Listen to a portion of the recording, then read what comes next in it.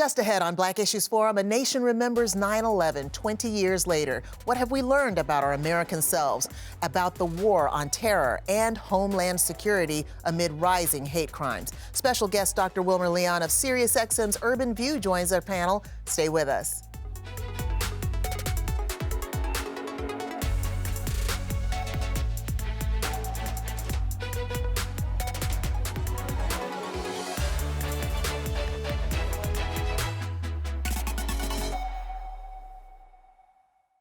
Welcome to Black Issues Forum. I'm Deborah Holt Noel. This weekend marks the 20th anniversary of the most devastating foreign attack on American soil ever, known as 9/11. Virtually every American adult today will recall the images of the commercial airliners crashing into the Twin Towers in New York City, the wreckage at the Pentagon in Washington, D.C., and the civilian heroes who diverted another plane to a field in Pennsylvania. All of this, of course, occurring on September 11th, 2001. An assault we now know was orchestrated and launched by the Islamic group Al-Qaeda, led by Osama bin Laden, who was killed by an American-led operation in Pakistan 10 years after the fateful 9/11 attack. In the 20 years since 9/11, our American lives have dramatically changed, and as many will no doubt reflect on the day of tragedy with stories of what people witnessed and experienced on that day, with sadness over what was lost, and with pride in the many heroes of the hour. In today's edition of Black Issues Forum,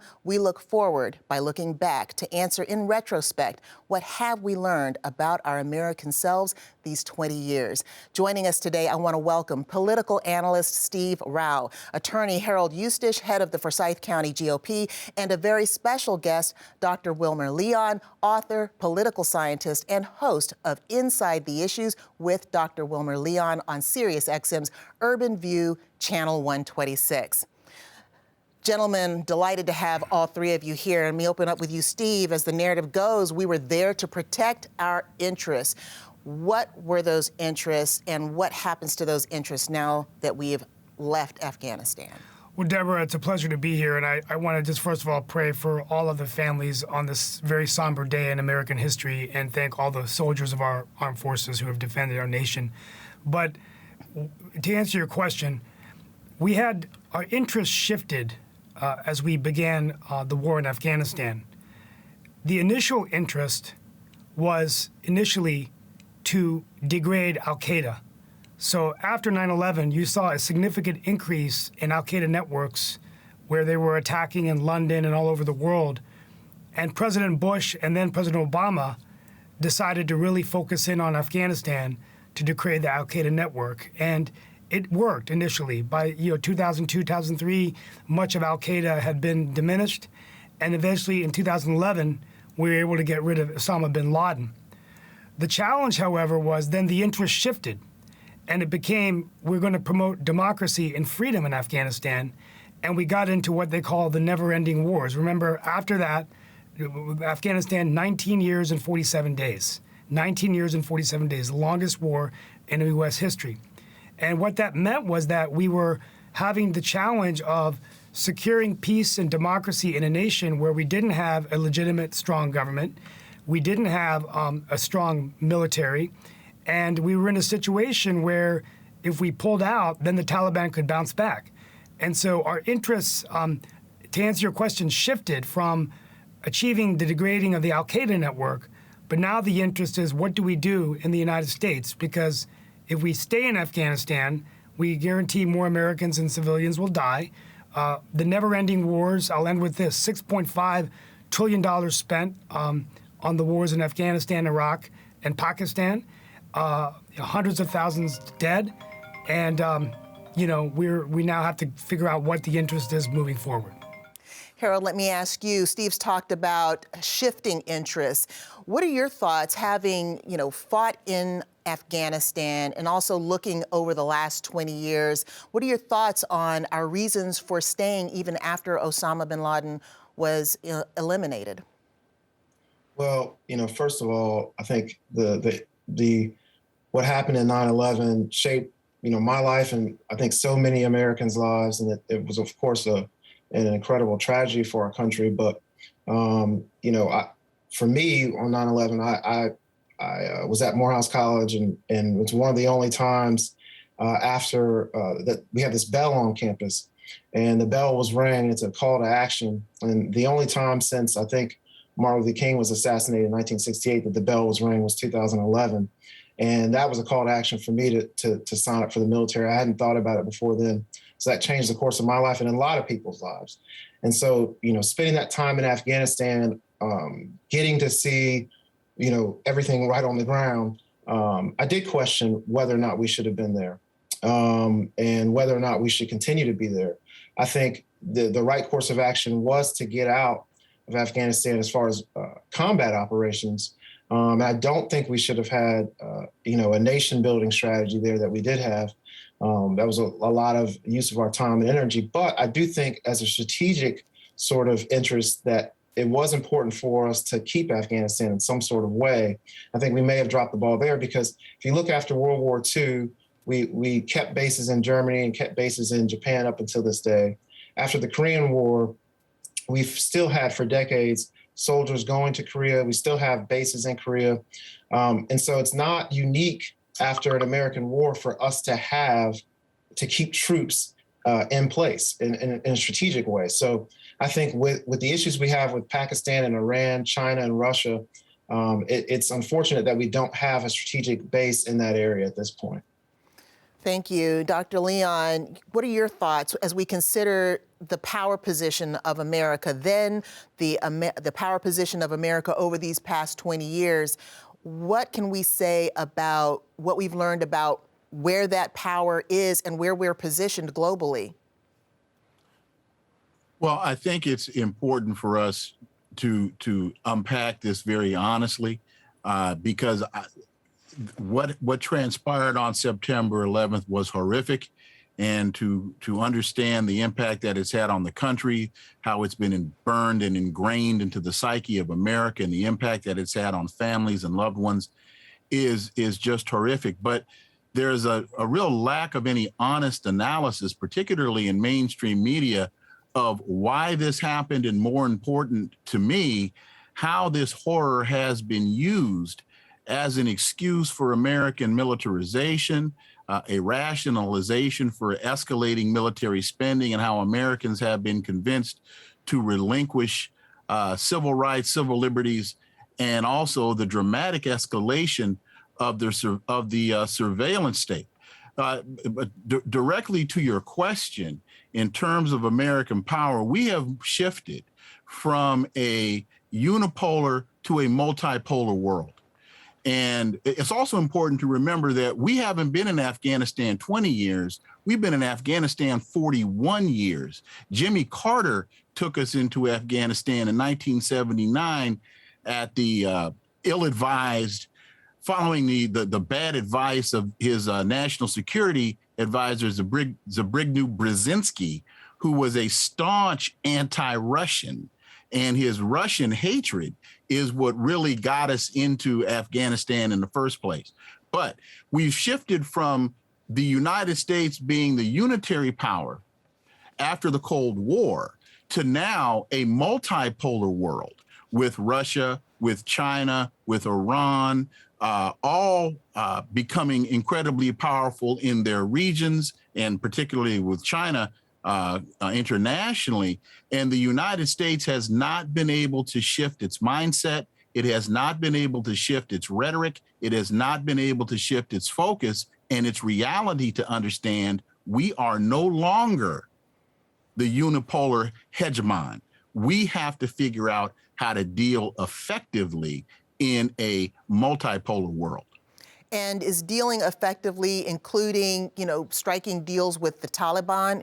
Because I think that some Americans want to know, how can we have a deal with the Taliban? What's our relationship with them? Well, why can't we, since we're the ones that brought them to power in the first place?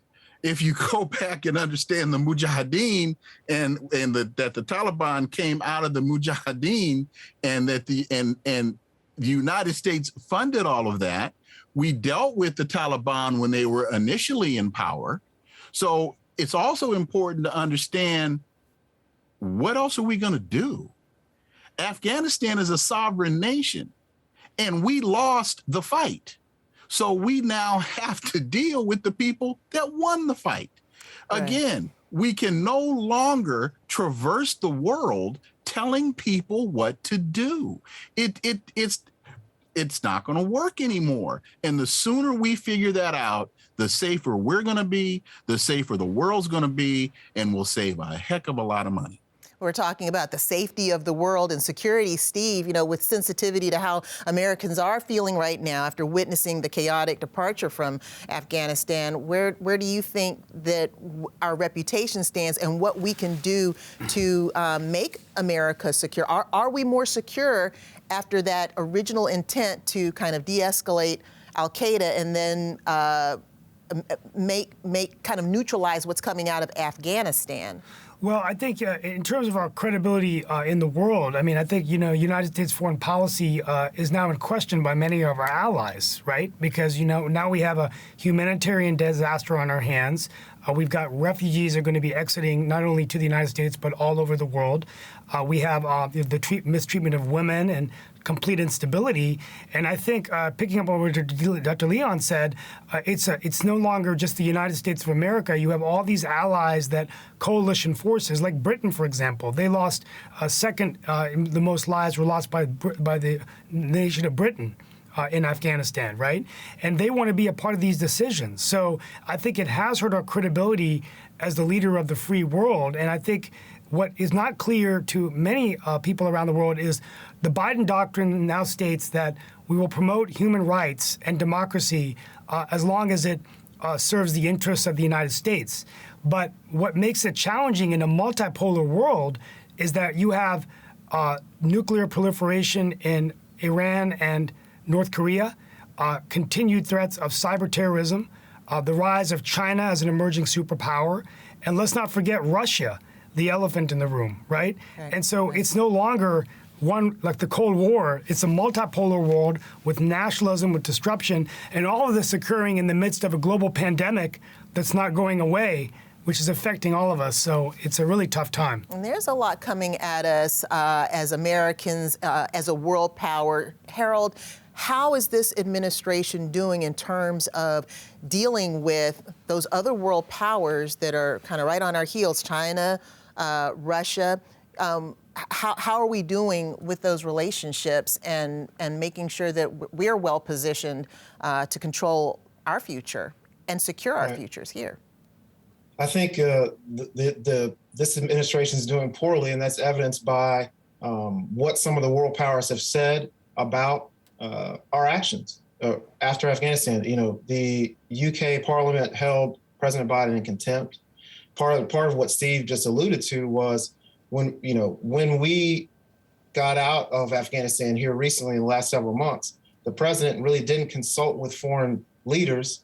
What happened was we're part of course, NATO, and under Article 5 of NATO, the only time it's been used that when you attack one NATO power, it means that in attacking all of those countries, that it was only used in the defense of the United States after September 11th.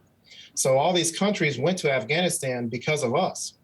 And when we didn't consult them and we left abruptly and we left them sort of hanging, a lot of those countries are very, very upset. And so our allies are upset, and we have kind of limited our standing. I think this administration has done a poor job of consulting with those allies and making sure that they can get their own troops out effectively. So, I think we have, had some issues there. And I think those issues also with Russia and allowing these cyber attacks and not really, really taking it to them. So I think there's a lot that's going on with this administration. I don't think they've really had a good handle of Afghanistan and then Russia and China as well. I'd love your thoughts on that, Dr. Leon. Well, I concur because whose interests were we protecting? We were protecting the interests of Raytheon. We were protecting the interests of Boeing. We were protecting the interests of Lockheed Martin. This was really a money laundering scheme, is what it was. El Jefe, who I call El Jefe, Dick Cheney, they needed a war, and they were determined to have a war. And they wanted to use Afghanistan as the pretext of going into Iraq. And we did not have to invade Afghanistan. We could have sent, if if Al-Qaeda and then Osama bin Laden was really the mission, we could have gone in with a much smaller footprint, and we could have been much more effective. In fact, and possibly come out earlier. And come out a whole lot earlier and saved a whole lot of money. In fact, if Osama bin Laden was actually the motivation or part of the motivation for continuing the fiasco, then why, when the Taliban wanted to turn Osama bin Laden over to the United States did not accept that offer?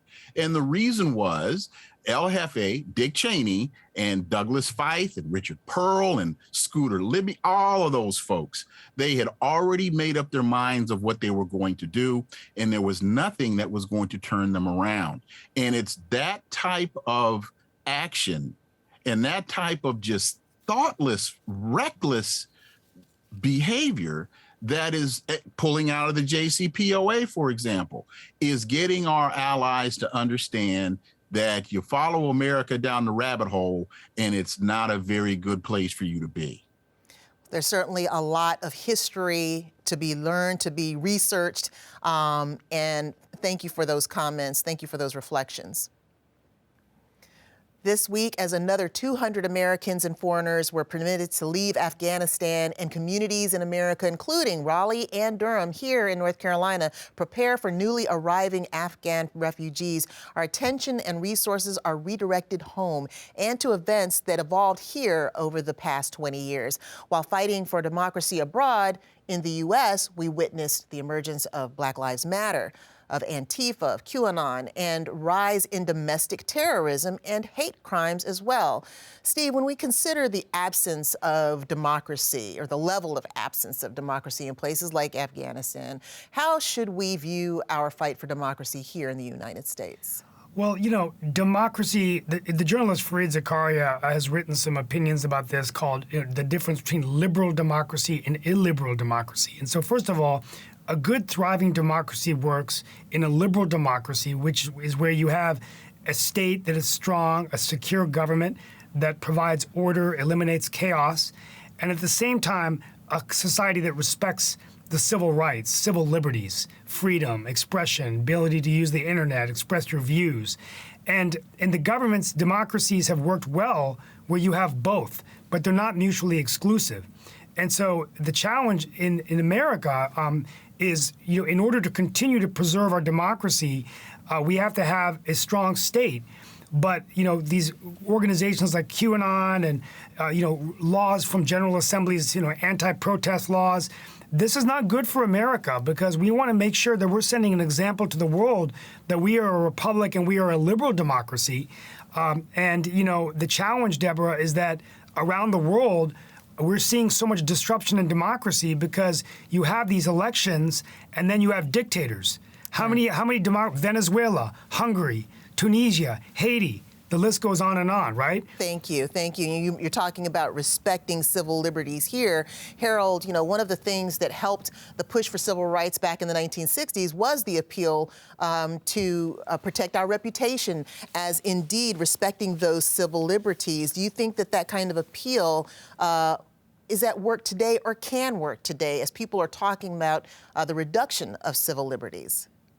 I think it could work today. I think the important thing about the appeal in the civil rights movement was, Dr. King and others were saying that we are a nation founded on these principles that are good, these principles that our rights are inalienable, they come from God, that every man is created equal, and every person is entitled to life, liberty, and pursuit of happiness. These are good principles. But we as a nation, when we juxtapose some of the things we're doing, we have to say, are we living up to that? And I think that was good in the 60s, and we could use that now. I think part of the problem now is that you have some folks on the left that are saying, no, it's the entire thing is bad. Those founding principles are broken from the inception. And I think that's where we start this fight about, is the inception of our country just and good? And I think that sort of argument that King had of we have a good idea, the American ideal is great, but let's let's live up to that. I think we ought to do that now and keep preserving our democracy that way. I don't think that, these, Republican legislatures now making laws, they're elected, duly elected, and now they're making laws that half of the country doesn't like. That is democracy. I mean, that is what a democracy is about electing leaders and making laws justly. So I do think our democracy is strong, but I think that we could look at the ways that we use the civil rights movement in the past today. Dr. Leanna, is the democracy strong here? Are we heading toward a positive direction in terms of, the people winning? When we see voting rights being, restricted, with these new laws being passed, the right to protest being restricted and penalized by jailing, and then we also witness what happened on January 6th. Are we indeed seeing democracy in action?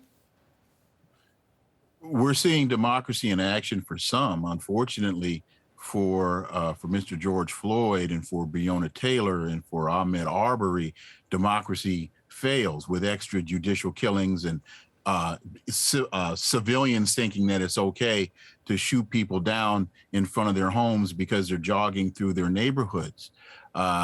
You can't say that democracy is working for people of color in this country as we're losing access to the franchise in Texas and in Georgia. Why is it that we are still struggling to get another voting rights bill passed in this country in 2021 when we were granted the right to vote?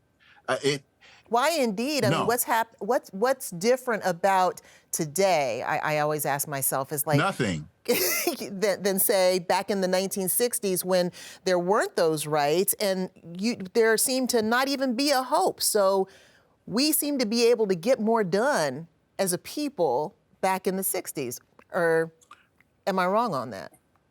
Well, no, we were able to get more done legislatively, but you can't legislate people's hearts and you can't legislate people's actions. So once the Voting Rights Act was passed, once the Fair Housing Rights Act was passed, once the Equal Employment Rights Act was passed, then those that were and are in opposition to those civil rights and civil liberties did everything they could do to undermine them. And they are still at work today. If I could take a quick step back to a point that Steve made when he mentioned dictators, we have to look at who America backs and the dictators that America opposes. You mentioned Venezuela. Nicolas Maduro is beloved in Venezuela. He was democratically elected. Hugo Chavez, his predecessor, loved in Venezuela. In fact, when the United States tried to depose him, Venezuelans took up arms to defend him. You mentioned Haiti. The United States trained some of the assassins that went in and assassinated Moise. There was a coup in Guinea Sunday. U.S. forces, AFRICOM, trained those forces. So if the United States just let these countries do what these countries want to do and stop this whole basis of neoliberalism, neocolonialism, what George Bush called American internationalism. I don't know what the heck that means, but and allow these countries to operate as countries. A lot of this would be that we're dealing with now, for example, in terms of Islamic terror, we wouldn't be dealing with this if the United States hadn't gone into Iran in 1953 and overthrown the democratically elected Prime Minister Mohammad Mossadegh. So the United States needs to practice what it preaches. Well, we're protecting American interests, would be the argument for interfering in any of these countries. Military interests. In fact, if you go back to 2020, the CEO of Boeing was asked, who does he prefer between Trump and Biden? He said, it doesn't matter because Boeing's going to get paid anyway. And they made, the defense side of Boeing made $6.6 billion in the third quarter of 2020. Again, this is a money laundering operation. This has nothing to do with democracy. It has everything to do with American hegemony. Well, you've given us a lot to think about, and as they say, follow the money. Steve Rao, Dr. Wilmer Leon, Harold Eustache, thanks to all three of you for your time today and for your perspectives. Thank you. My pleasure. Pleasure to be here. I want to thank today's guests. We invite you to engage with us on Twitter or Instagram using the hashtag Black Issues Forum. You can also find our full episodes on pbsnc.org/Black Issues Forum or listen at any time on Apple iTunes, Spotify, or Google Podcasts. For Black Issues Forum, I'm Deborah Holt Noel. Thanks for watching.